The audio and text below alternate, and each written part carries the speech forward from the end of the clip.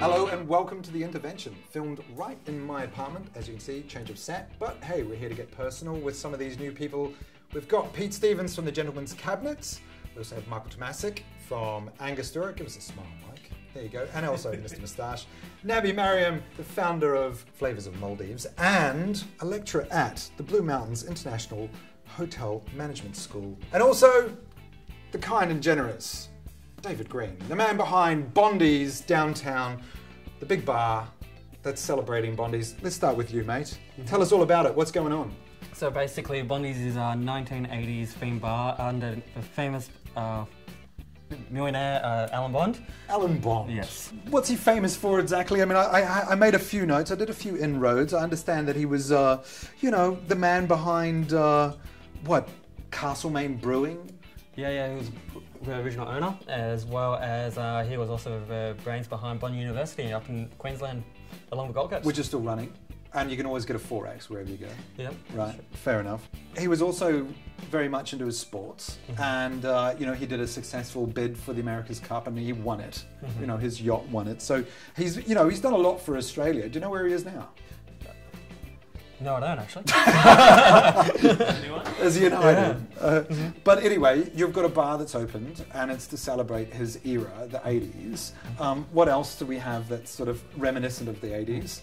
This fine young man. Do you think he's had a nose job since that day? I think he has, and I think he's got some shoulder pads on underneath that shirt to make himself look a bit bulkier. Naby, are you into shoulder pads? No, not at all. No? That's so 1980s. And you're not. No, I know you're not. But tell me, would you spend 20 grand on a cocktail? It depends on what goes into that cocktail. What is in the cocktail? Well, I can't really say much because we want to try and bring people into the venue just to check out that one little gimmick that we have. Must have a diamond in it. No, it actually has a pearl necklace, and you have to order it 24 hours before coming in because it's actually held off-site. And we have to get extra security on board as well, just because of that. Wow. Okay. But you've only been open like a week. Yeah, only about a week and a half, 2 weeks. Okay. So you can't, you know, go all for that. But you know, it's interesting because we've got this crazy cocktail here, and this is reminiscent of the 80s, parasols and banana and all sorts of things. Boys, have you had a try? No. Is this typical of what you can get? Yeah, so there's a lot of flair in our garnishes. We take a lot of time every day just to prep, dehydrate, and basically this little cocktail here is just called Just Cruisin'. Just cruising. Well, I'm not dehydrating while I'm drinking that. Exactly. So it's just pineapple vodka, fresh rum, Angostura bitters, and a little bit of coconut water. I did notice this photo from your Facebook page. You can get Foster's cans, which is just something typically 80s. What else is interesting that you can get at Bondi's? Basically, the cans have now gone to the only on tap, so we're the only place in Australia which is actually serving Foster's on tap. I think, hold on a moment. Round of applause. Foster's on tap. Foster's on tap. Thank you very much. I can tell you now that we are running out of it quickly, so it's been quite popular. We'll get down while it still lasts. Exactly, exactly. Where is it? Basically, it's along Phillip Lane, which is a little alleyway just off Phillip Street. The easiest way to find it is go to Chiefly Towers, cross the road, look for the big white marble balls, and... Big marble balls. Yep. Just from the 80s. Yeah, that's it, man. You're a classic, Greeny. I love your work. Well, thank you very much. I wanted to kind of ask you, Pete, like, you've got a business called the Gentleman's Cabinet, and as far as it goes, you're the most suave guy in the entire industry. I mean, look at what you're wearing now. Let's not oversell that. This is Grandpa's jacket. It's Grandpa's? Not really, but it looks like it's not a Cali Country outfit? No. You see, you wouldn't support it. It's hard to tailor for this body. It's rod and gun. It's, you know, it's got to be something. It's everything that a 30-year-old shouldn't be wearing. Right. Well, what are 30-year-olds getting educated on in the Gentleman's Cabinet? Tell us a little bit more. Well, it's not just 30-year-olds. The whole idea behind Gentleman's Cabinet was to bring back the ritual of premium booze and cigars and linking the two together. Really what we're about is educating people around how to pair the two and find the right combination, but also showing how a cigar can enhance what's going on in your booze. It's an interesting thing because, like, I've checked out this photo of you. It looks like a photo that was taken for you, you know, just before an arrest. You know, because it's a morning shot. But before breakfast is actually the terminology. So it's the breakfast of champions. What we are you call smoking exactly? That's a Cohiba Siglo 6. And what are you drinking? Whiskey from memory. See, is this... So, this is not an education. This is obviously a celebration, right? Well, celebrating life and taking advantage to enjoy those few peaks and troughs in life. I think whiskey and I think cigars we've seen are enough perfect nudity for one show. Yeah, so my business primarily is focused around education and bringing cigars and whiskey to the masses. So making it really approachable and understandable to people and relevant as well. Do you think that these people in this shot are educating themselves for their own personal benefit, or do you think that they're getting skills that they can show off to the ladies? Partially for themselves, but also to share with their mates and have those experiences between the two. Hold on, Naby. Do you think it's a quality in a man to be able to suggest a whiskey with a cigar? Do you think women are drinking more whiskey these days? I know a lot of girlfriends who drink whiskeys, but I don't know a lot of men who actually does drink whiskey though. They don't even know how to choose a wine, but it's really impressive when you meet a guy who knows how to pick a whiskey. I'm like, oh, you know what you're talking about. Well, that totally doesn't explain my lack of success with women. But thanks, guys. Courtesy laughter. Appreciate it. I do some rum and cognac masterclasses as well. Well, we've got a decent rum here. Mike, what are we drinking? Got an Angostura 7-year here, so it's a rum made from molasses from a proprietary yeast strain they've had for maybe about 80 years thereabouts. Really nice. It's obviously aged in American oak. It's got really nice kind of caramel, toffee, chocolate, vanilla kind of notes to it. Not sure how they would pair with cigars. Would you be looking at something kind of heavier? Stunningly, I think. I've always found with Angostura 7, toasted banana is something that I always get straight up. You can imagine like a caramelized banana. And when you're looking with cigars, obviously there's a massive broad range between them. But looking for a lighter style cigar, potentially something with a bit of age on it. Well, can you do it like a match? Which cigar do you think down there? Well, there'd be probably two that I'd pick out of here. So I've got an aged Port Laranaga. And you find it gives a bit of a... Can I have a smell? Yeah, please do. Okay. There's a lot of toffee coming from it for me, but also the toasted banana, the sweetness from the toasted banana fits with the toastiness of the cigar as well. So I think that would be a really good smoke if you could get your hands on it. But for an everyday, easily accessible smoke, something like this Cohiba Robusto, lots of caramels, vanillas, and tasting notes that you're looking for when you talk about a rum. Do you find that this is something that's a growing trend, people getting together in this communal aspect?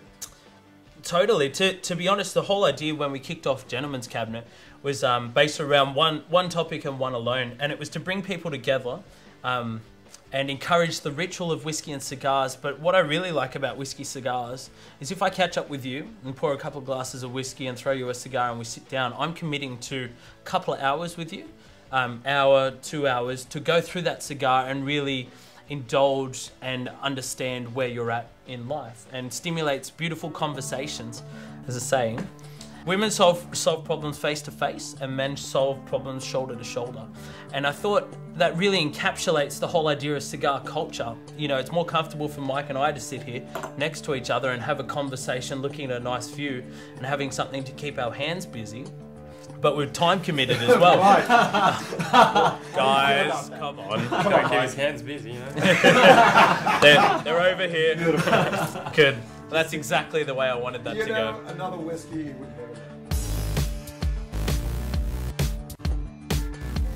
It's becoming timeless. I do like it. I think it's a very good thing you've got going on. I'd like to throw it to a 30-second intervention for these two to comment on what the Gentleman's Cabinet is offering, what it is doing. A 30-second intervention from you two, starting now. I think it's one of the best initiatives I've actually come across when it comes to actually matching. But everyone does food matching, wine matching, even cocktails with food. Let's just do some whiskey, some cognac, and maybe even a little bit of Calvados, and match that with a nice cigar. And it doesn't matter what clientele you're at or what type of venue you're at, whether you be a pub, a small bar, a restaurant, a 5-star hotel, it just works. So, Naby? I think it's very sexy. The fact that men can actually sit down and talk about whiskey and cigars is such a blokey thing to do. Wine is just too girly. And the fact that you can do it and impress your girls and bring it back. It used to be such an old thing, like a grandpa's thing. Now it's like you're a top bloke. That's a 30-second intervention. Thank you very much. Yeah. All right. We'll be right back after this. Stay tuned.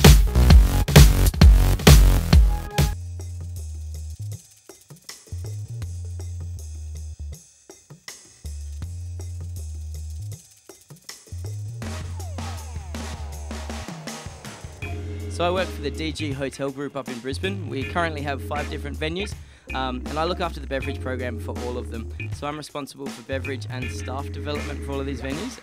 The venue I look after the most is Alfred and Constance in Fortitude Valley. My name is Perrin Collier. I'm the creative bar director for the DG Hotel Group in Brisbane. So my first experience with the quintessential classic, the Singapore Sling, was when I was in Singapore at Raffles, where they actually invented the drink in 1915. And I think the easy drinking, fruity nature of the cocktail just really inspired me.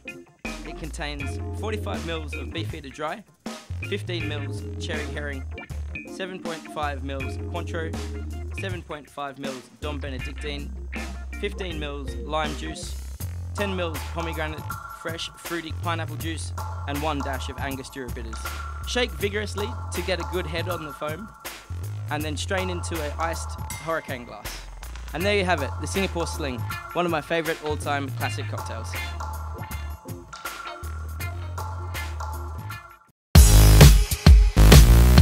Welcome back to The Intervention. We've been talking all things gentleman's cabinet, a little bit of Bondies from the 80s. But now we're here to talk about Angostura. Mike, just in case you're wondering, Mike just took out the global Angostura cocktail competition. How long ago? March, I think it was, thereabouts. March, so still pretty fresh. Yeah. Yeah. Have you spent the whole 10 Gs? Well, yeah. Yeah. Pretty much. So, what did you spend it on? I can't say. Come on, man. Can we talk about illegal things or? No, we can talk about whatever is on your mind. You're on the sofa, man. Spend it on good times. That's what I spent it on. Right on. Cool. It doesn't last long, does it? No, a couple of weeks. Good. Did you spend it before you got back to Australia? Pretty much. Right. Okay. Cool. But yeah, so competition. So it's just a few days, debriefing and all that kind of thing, getting to know the history of Angostura and the people behind it, and then we went through the competition. Then for the next 2 or 3 days, it was just non-stop partying. It was Carnival, which is like pretty much the best time of year to be in Trinidad. I think it runs consecutively to the one in Brazil, so it's kind of. Is this you in Carnival? That might be me. I mean, it's not often that all men dress up in the same skimpy outfit, but there is a man over here, and he looks like he's just given you a layback. And you've just looked like you've had a layback. But what's really concerning me is this man here with a very sweaty back. Isn't that you, Woody? Looks a bit like you. What's going on here? I don't know. I think it was just a whole lot of shenanigans happening at the time. So it's not Carnival? Yeah, it was Carnival. What's with the purple? It's just you have to be part of this. They call it. I think it's what's it called, playing mass. So you have to be part of a specific group. So you have all these different groups dancing along, and all these little kind of drink carts and food carts going along. So you have to be part of a different group. And then there's like 50 or 60 of them going around, and I think it's just for your own safety type thing, so you don't wander off and get lost down in Trinidad and Tobago somewhere. And So nothing connected to the... No. Was this before or after? After. It was after. So this is celebrating your win. And can I ask, what goes on in the mind of someone that's entering into a global cocktail competition? I mean, you went in with conviction to win this thing. Tell us about the preparation for that competition. Well, it's just one of those things, if you're going to go all the way to a global finals, like you want to kind of take things to the nth degree. I mean, there's a few big competitions out there, and there were a couple recently, like Diageo World Class, and the guys there taking, putting a lot of time and effort into their preparation. And so I heard that you spent a bit of money, of your own money, preparing for this. Yeah, well, I mean, that's another hard thing about competitions these days is that everyone's doing something in a really fancy glass, or they're doing a really elaborate garnish, or some really expensive, time-consuming setup. So it's one of those things you just need to look at every single aspect of the cocktail and take everything to the nth degree. That's not necessarily the nth degree. That's a good-looking drink, but I wouldn't say that's $2,000 sitting on a plate. What did you do here that's interesting? Well, judges are looking for a few different things. So like I kind of went for the sentimental aspect in that board there is actually made by my brother, who's a carpenter. So he built that for me, and I explained that obviously to the judges on stage. And it's actually been stained with Angostura bitters. So I took I think it was a bottle of Angostura bitters and stained the whole thing. So it actually had like a really nice aroma to it as well, which added to the whole experience of the cocktail. In terms of the ingredients, it doesn't look like they're that expensive, but they're muscatel grapes, which were pretty expensive to buy. The ice there I made myself in Trinidad from Cape Grim water, which is the world's purest bottled rainwater. So all these little things kind of add up to a lot in the end, and obviously packing, I think it was 60, 70 kilos worth of luggage that I took over there. I took 2 massive suitcases, which cost me an absolute bomb to carry over there. So these are little things that, you know, some of the things which other guys might not have gone to the effort of doing, which Did your kind girlfriend fit in there? I fit 2 on the way back. Fantastic. What was the competition like? It was like I didn't find it that stressful, to be honest, because I went there and, you know, when you're 100% prepared, you don't really have that much to get too stressed about. In saying that, I took everything with me. I even took a bottle of Angostura bitters, because I thought to myself, look, if I get there on the day and I'm sharing one bottle between 10 guys, it's going, you know, kind of get me a bit flustered. So no, I took every single aspect, every single ingredient of my drink, including the water, including ice cube trays, everything, except for one thing, which was Fernet Branca. And turns out they didn't have any on the island there at all. And it was about 10 minutes before I got on stage and I still didn't have any. And I think it was the CEO of Angostura was running around trying to find it, and he found a tiny little Italian restaurant which had like 20 mils left. And this guy comes running up to me just before I got on stage and he's like, oh, I've got these 2 soy sauce containers for you. I'm like, all right, cool. Which one's Fernet Branca? And he's like, I don't know, they said just give this to you. I'm like, all right, sweet. So I smelled the first one, it was actually Branca Menta. I was like, okay, well, we're in trouble here. And then I smelled the second one, it was Fernet Branca, so I was like, sweet, job done.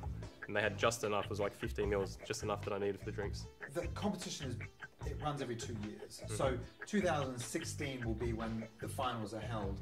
But I understand that in Australia, you can enter into it starting in April next year, is that right? Yeah, so I think entries start around April time, and then they'll go through the national and state finals, which will kind of finish up around October, November, it's really a thereabouts. true global competition. I mean, how many competitors came to the finals? In Trinidad, or? In Trinidad. I think there were 12, thereabouts. So from 12 different countries, they've been boiled down from state to national and then to this international. I mean, that's probably going to be on the grandiose scale. Would we all agree one of the biggest competitions on the planet? Yeah. For anyone that's interested in entering, what are a couple of the tips that you would give going into the competition? Well, the Angostura one, like what appealed to me most, I'm not one for fancy elaborate garnishes and a lot of fanfare and all these kind of things. I like my drinks to be really simple. So, you know, like 5-6 ingredients or less. And that's what appealed to me about the Angostura competition, is that it's more focused on the actual ingredients in the cocktail as opposed to all the elaborate setup and fancy apparatus that go along with it. So obviously keep it simple. I mean, the rules say that you have to have 6 ingredients or less. One of them has to be Angostura rum, the other has to be Angostura bitters, and has to be at least 5 dashes. So that kind of does make it pretty tough for guys to balance cocktails, because, you know, I mean, cocktails is all about balancing sweet and sour, strong and weak, and umami and sweet, or, you know, bitter and that kind of thing. So yeah, just keep it really simple. Don't kind of try and reinvent the wheel. It's got to be time to have an intervention on Angostura, the Angostura Global Cocktail Competition, the whole shebang. Let's throw to our panel for an intervention. 30 seconds, what do you got? I think the competition is a real go-getter coming up against the likes of the bigger brands. I think that every new bartender should get on and just try something new and innovative with all the 6 different products which you have on board. Naby, what do you think? I think it speaks a lot about the quality of bartenders coming out of Australia. We're doing really well and we should just keep going. And let's not forget that Angostura Bitters contributes to Australia's contribution to the global cocktail scene, with a classic being the lemonade lime bitters. Over 100 million lemonade lime bitters sold in Australia each year. So definitely a classic as well. I think it's got a lot of positive things to contribute to our culture as cocktail culture. What do you think? Yeah, I think it does, and I think the guys that are behind it, Island to Island, they are one of the biggest supporters of small bars to large bars, so let's help support them. We're going to see you make this now, aren't we? Mm-hmm. Do we all want to see you make it? Yeah. Do we want to try it? The right. winning cocktail, is it going to be almost exactly the same? Well, it's not going to have the breadboard and the chips and the garnish, but the juice will be exactly the same. I think we can do without chips and garnish, can't we? Yeah, let's get the juice. Let's get it going on, come on. Yeah. Let's get you going on. Alright guys, I know out of the Bondies there you've got a $20,000 cocktail. Well, this motherfucker wanted me $21,000. How about that? So we're going to take 6 dashes of Angostura bitters there. 1, 2, 3, 4, 5, 6, and 1 for the boss. Gotta be careful with those ones right there, you know what I mean? If you spill a little bit, you'll end up with vampire fangs right down there. Next up we've got some Crawley spiced honey apple syrup. You are welcome. We're going to take a little 40 mils of it, that bad boy right there. Spill it all over the place. Go Mike, look at him go. Get a bit of fresh lemon juice in there, 20 mils times 2. A bit of fresh pineapple juice, give it a little bit of texture down there. Bartender's favourite, tiny bit of Fernet Branca. Star of the show, obviously the Angostura rum. We've got the 7-year here. We're going to do a bit of 45 mils for each cocktail. There we go. 30 more. One for the boss. Ah, go. Now we're just grab a bit of ice in there, chuck it down like that. Put that on top, give it a little shake. Nice, shake faces your... And follow me over here, just grab my glasses, chilled glasses. There we go, whack them over there like that. Look at that little ice cube on there. Wow, amazing. Whack that over there. Strain that bad boy into the glasses. A little twist and a jungle bird here, so just a bit of Fernet Branca instead of Campari. Bit of rum, lemon, Croy Spice Hanley, apple syrup, and Bob's your uncle. There you go. Is that it? Is that it? That is it, mate. My man, congratulations, man. Let's have a drink. You're the man. Angostura, Global Challenge. Congratulations. Thank you. Thank you. We'll see you next time. Cheers.